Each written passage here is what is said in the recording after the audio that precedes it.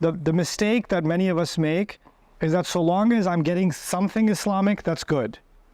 The problem with that is you'll hear 20 years of something Islamic and we'll learn nothing because you're just all over the place. It's just random stuff.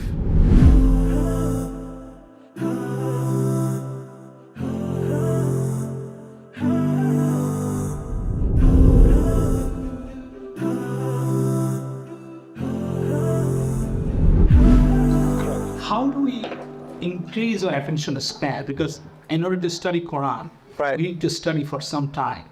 I realized I could read 4 or 5 pages. Now after 2 pages, I think, I feel that attention span is really reducing, Yeah. even in my life.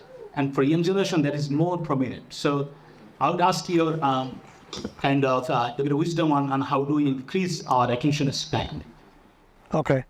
I mean, I could give a long answer to that, but the short answer is long form content.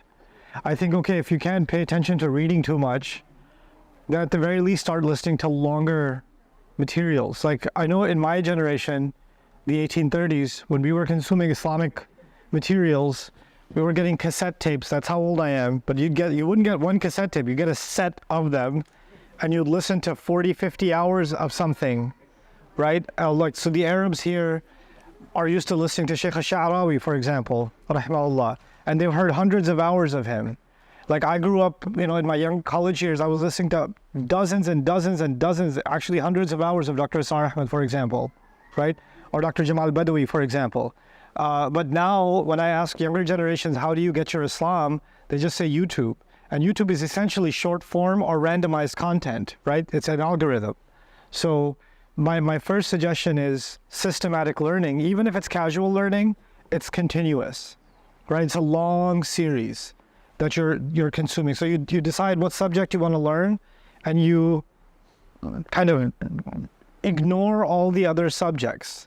My advice to anybody who wants to study Islam on their own seriously, there's one thing if you're going to a madrasa or you're going to an Islamic university, that's fine, that's different. But the average Muslim is not going to do that, right? So what about the rest of us? The rest of us, the mistake that many of us make is that so long as I'm getting something Islamic, that's good. The problem with that is you'll hear 20 years of something Islamic and we'll learn nothing because you're just all over the place. It's just random stuff. But if you decide, okay, this year, I'm just going to learn as much as I can about Surah Al-Baqarah, for example. Or this year, I'm just going to dedicate some time to learn about the seerah of the Prophet ﷺ, or something like that. You identify one thing that you want to know more about within Islam. There's always going to be 1,000 things you'll be ignorant of. And you have to become comfortable with your ignorance. If you can become comfortable with your ignorance, you'll be fine. Right? So I'm studying something right now. I know there's a bucket list of things I don't know for myself. But I'm comfortable ignoring all of it and saying I will remain ignorant of those things because right now I need to know this. But it's that strange distraction. Too much of a good thing is a bad thing. Right? You got this good thing, this good thing, this good thing, this good thing, and you're just picking from everything and you're not really getting anything in the end.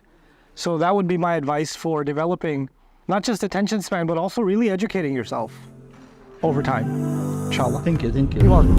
I hope you guys enjoyed that video clip. My team and I have been working tirelessly to try to create as many resources for Muslims to give them first steps in understanding the Quran all the way to the point where they can have a deep, profound understanding of the Quran. We are students of the Quran ourselves, and we want you to be students of the Quran alongside us. Join us for this journey on BayyinaTV.com, where thousands of hours of work have already been put in. And don't be intimidated, it's step by step by step, so you can make learning the Quran a part of your lifestyle. There's lots of stuff available on YouTube, but it's all over the place. If you want an organized approach to studying the Quran beginning to end for yourself, your kids, your family, and even among peers, that would be the way to go. Sign up for BayyinaTV.com.